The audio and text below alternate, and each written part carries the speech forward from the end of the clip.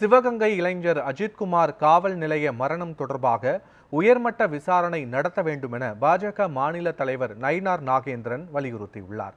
இது தொடர்பாக தேசிய மனித உரிமை ஆணையத்தின் தலைவருக்கு நயினார் நாகேந்திரன் எழுதியுள்ள கடிதத்தில், மடப்புரம் கோயில் உதவி காவல் ஆய்வாளர் அஜித்குமார் உடற்கூறாய்வு அறிக்கைகள் அவர் சித்திரவதை செய்யப்பட்டதை உறுதி செய்துள்ளதாக சுட்டிக்காட்டியுள்ளார்.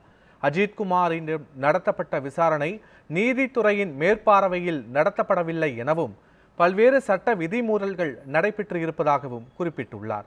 நடப்பு திமுக ஆட்சியில் மட்டும் அரங்கேறியுள்ள 24வது காவல் நிலைய மரணம் இது என்று கூறியுள்ள நயினார் நாகேந்திரன், அஜித்குமாரின் மரணம் தொடர்பாக தேசிய மனித உரிமை ஆணைய தலைவரின் நேரடி பார்வையின் கீழ் உயர்மட்ட விசாரணை நடத்த வேண்டும் என்று வலியுறுத்தியுள்ளார்.